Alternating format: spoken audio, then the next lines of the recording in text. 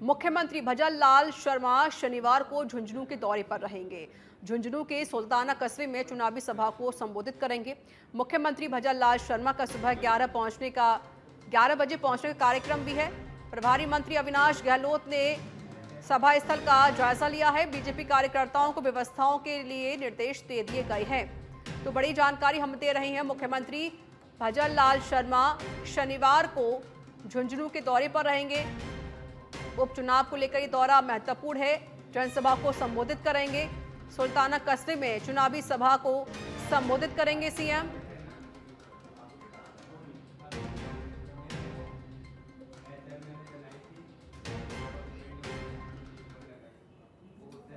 चुनाव के लिए प्रदेश के यशस्वी मुख्यमंत्री भजनलाल शर्मा जी कल 9 तारीख को सुबह 10 बजे सुल्ताना के राजकीय उच्च माध्यमिक विद्यालय सुल्ताना खेल मैदान की बाउंड्री के खेल मैदान पर बहुत बड़ी विशाल सभा को संबोधित करेंगे। झुंझुनू विधानसभा उपचुनाव को लेकर जनसंपर्क कर रहे भाजपा प्रत्याशी राजेंद्र भावू का निकटवर्ती गांव सोती में सभी समाज के लोगों ने शानदार नागरिक अभिनंदन किया। सोती रोड से भावू के काफिले को गांव के युवाओं ने बाइक रैली के साथ अगुवाई करके कार्यक्रम स्थल पहुंचे। भावू का ग्रामीणों ने कंधे पर बैठाकर फूल बरसाकर स्वागत किया। कार्यक्रम को संबोधित करते हुए भाजपा प्रत्याशी राजेंद्र भावू ने कहा कि झुंझुनू की जनता की कोई गलती नहीं है, क्योंकि 20 सालों से ऐसा जनप्रतिनिधि रहा है जिन्होंने जनता की समस्याओं को नज़रअंदाज करके उदासीनता दिखाई है। लेकिन अब जनता ने ठान लिया है कि परिवर्तन का समय आ गया है। उन्होंने कहा कि मुख्यमंत्री भजनलाल शर्मा की सरकार की तरह ही हम भी उसी पार्टी के सदस्य हैं, जो कहते हैं वो करके दिखाते हैं।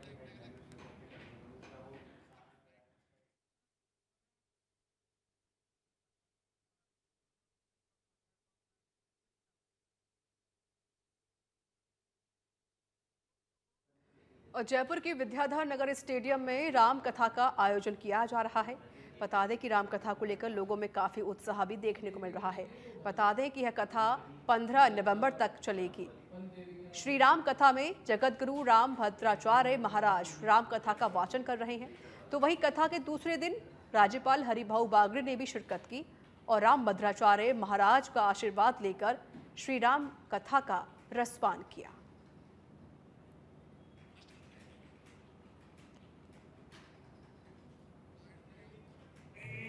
बनाने में बड़ी तन मन धन से लगी हुई है किसी प्रकार की। और समस्त जितने भी भक्त लोग यहाँ आ रहे हैं, जो कथा श्रवण करने आ रहे हैं, उनकी समुचित व्यवस्था आयोजन समिति ने की है। हम भगवान से प्रार्थना करते हैं कि सभी लोग, सभी भक्त जो है इस आयोजन में कथा श्रवण करें। आपके चैनल के माध्यम से आपने जो इस कथा का जो लाइव दिखाया है, जो इसकी न्यूज़ आपने दिखाई है, आपको कोटि कोटि बहुत बधाई हो। जो है वो गुरुजी है, गुरुजी ने मना कर दिया कि किसी प्रकार का कोई पास नहीं है। जो पहले आएगा वो पहले आगे बैठेगा। समस्त प्रकार की व्यवस्था जो है वो, किसी प्रकार का कोई पास की व्यवस्था जो है, गुरुजी तो सबसे सर्वमान्य है। उन्होंने बोल दिया कि कोई पास नहीं है। तो जितने भी भक्त आ रहे हैं वो बिना पास के एंट्री की जा रही है। सभी लोग जो है इसमें आयोजन में आए। जय श्री बालाजी की जय, गौ माता की।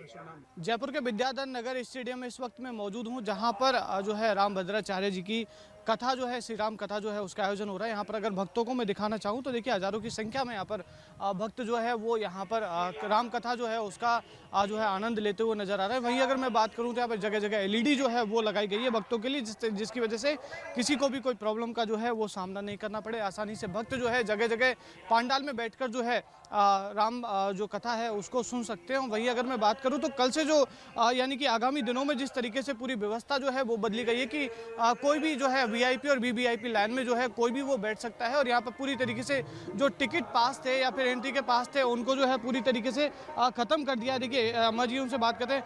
आप भक्त हैं, किस तरीके से कैसा लग रहा है आप जो है कथा सुन रहे हैं? बहुत अच्छा लग रहा है मेरे को तो देख के, इनको एकदम राम में हो रहा है सारा माहौल।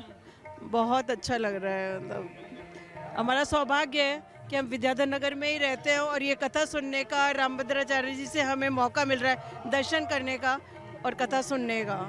चलिए और भी भक्त हैं, ऐसे उनसे जाते हैं। आपको कैसा लग रहा है राम भद्राचार्य जी की कथा आप सुनने आए हैं घर से, कैसे क्या कुछ सुन रहे हैं? महाकोरोना काल के बाद में, जैसे महाप्रलय के बाद में, ऐसे लग रहा है साक्षात ही भगवान श्री राम जी के मुखारविंद से हम उनके अमृत रस का पान कर रहे हैं। बहुत अच्छा लग रहा है, यानी ये लग रहा है जैसे स्वर्ग में ही बैठे हैं, यानी कुछ भास ही नहीं हो रहा, केवल बस यही लग रहा है कि भगवान ही सब कुछ है। यहाँ पर कैसी व्यवस्थाएं हैं भक्तों के लिए, क्योंकि पहली बार जो है वो आयोजन यहाँ पर हो रहा है, कैसी व्यवस्थाएं की गई हैं? यहाँ की व्यवस्था बहुत ही सुसज्जित की गई है। इस व्यवस्था में कोई भी यानी कमी नहीं निकाल सकता। बाकी है ना, जैसे भक्तों की जैसे व्यवस्था होती है उससे भी बहुत ही अच्छी व्यवस्था है। कोई वो बिल्कुल शांतिपूर्व, जैसे राम राज्य की व्यवस्था थी ना, वही व्यवस्था से तुलना की जाती है। बिल्कुल यहाँ पर देख सकते हैं व्यवस्था जो है यहाँ पर पूरी तरीके से भक्तों के लिए पूरी अच्छी व्यवस्था जो है यहाँ पर संयोजकों की ओर से की गई है। और यहाँ पर जो 15 नवंबर तक पूरा ये कार्यक्रम जो है वो चलने वाला है। दोपहर 3 बजे ये जो है राम कथा शुरू होती है, जो कि शाम 7 बजे तक चलती है। लगातार इसका जो है आयोजन जो है, लगातार इसकी राम कथा जो है 15 नवंबर तक चलने वाली है। और यहाँ पर भक्तों को पूरी तरीके से राममय होने का मौका जो है मिल रहा है। निरंजन चौधरी, सच पे धड़क, जयपुर।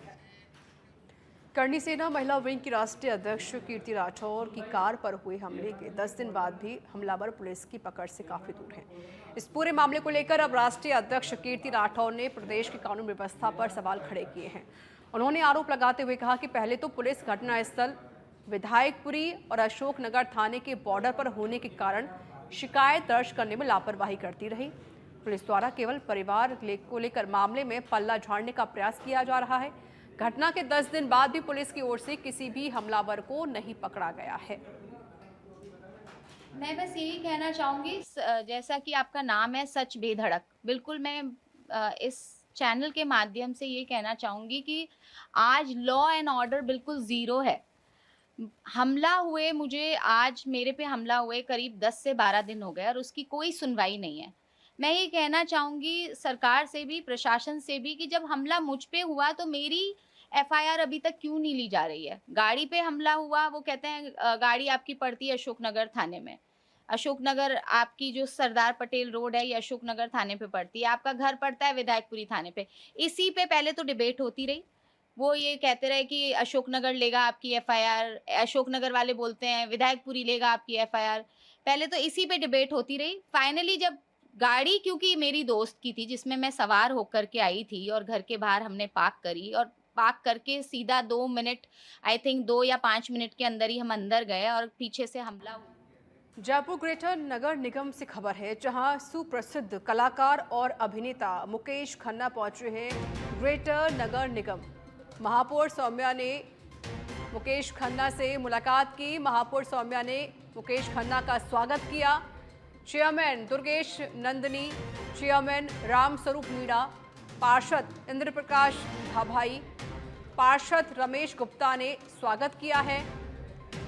धारावाहिक शक्तिमान में गंगाधर और महाभारत में भीष्म का किरदार निभाया था।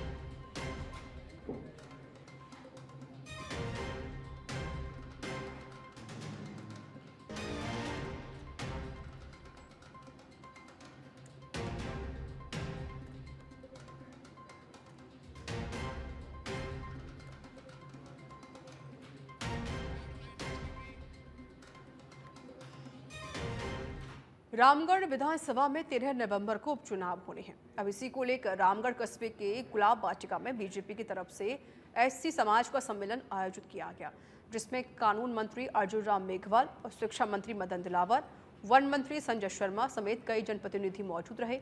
जहां केंद्रीय कानून मंत्री अर्जुन राम मेघवाल ने बाबा साहेब के जीवन पर प्रकाश डालते हुए कांग्रेस सरकार पर जमकर निशाना साधा, तो वहीं शिक्षा मंत्री मदन दिलावर ने कहा कि कांग्रेस सरकार में दलितों के साथ अत्याचार किए गए हैं।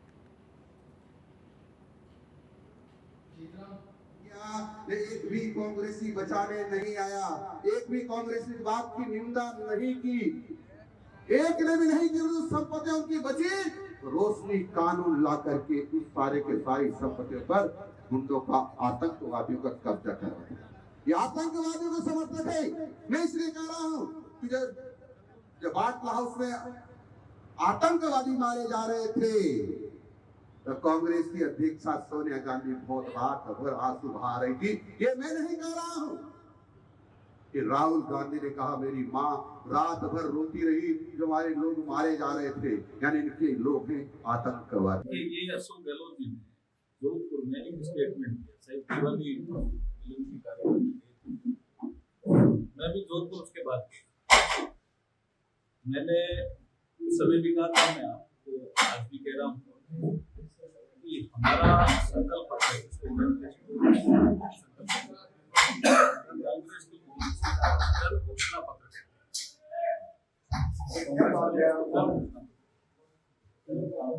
अशोक गहलोत जी 3 बार इस राज्य के मुख्यमंत्री रहे, अभी जब तीसरी बार रहे तो 10 घोषणा पत्र और जो घोषणाएं हैं 10 महीने में कितनी सवाई माधोपुर में इन दिनों फसलों की बुआई का दौर चल रहा है, तो दूसरी ओर किसानों को डीएपी खाद की कमी का सामना करना पड़ रहा है, जिसके चलते किसानों को बाहर से सरकारी रेट से अधिक राशि में डीएपी खाद्य खरीदना पड़ रहा है। इतना ही नहीं, डीलर और दुकानदार खाद के कट्टों के साथ नैनो डीएपी किसानों को ज़बरदस्ती बेच रहे हैं।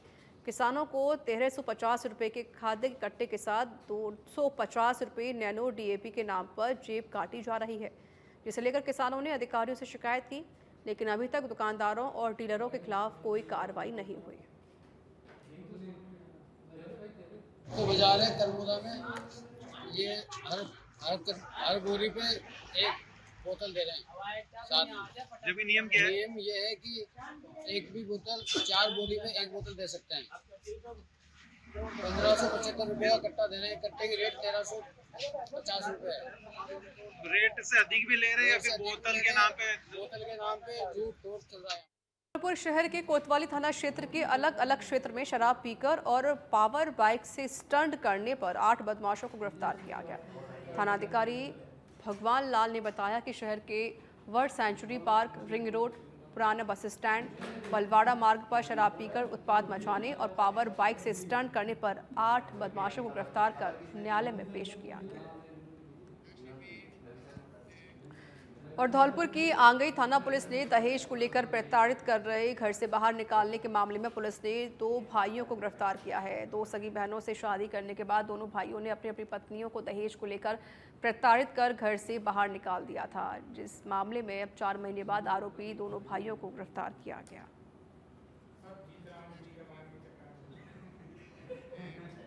पुलिस मुख्यालय से खबर है, पुलिस वर्दी को लेकर निकले हैं आदेश। 15 नवंबर से गर्म वर्दी पहनेंगे खाकी धारक समस्त अधिकारी, कर्मचारी पहनेंगे शीतकालीन गर्म वर्दी। आईजी कानून एवं व्यवस्था अनिल टांक ने इसके आदेश जारी कर दिए हैं।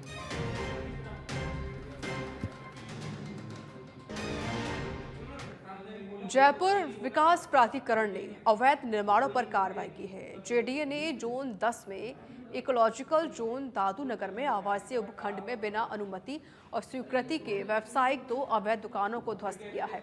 वहीं इकोलॉजिकल जोन में निजी खातेदारी के करीब 10 बीघा कृषि भूमि पर नवीन अवैध कॉलोनी और जोन 11 में निजी खातेदारी के करीब 14 बीघा कृषि भूमि पर 2 नवीन अवैध कॉलोनियों को प्रारंभिक स्तर पर ही ध्वस्त कर दिया गया। इधर जोन 7 में सेटबैक बायलॉज का गंभीर उल्लंघन करके जेडीए की स्वीकृति के बिना बने बेसमेंट स्टील पार्किंग और ग्राउंड फ्लोर के अवैध निर्माण को सील किया गया।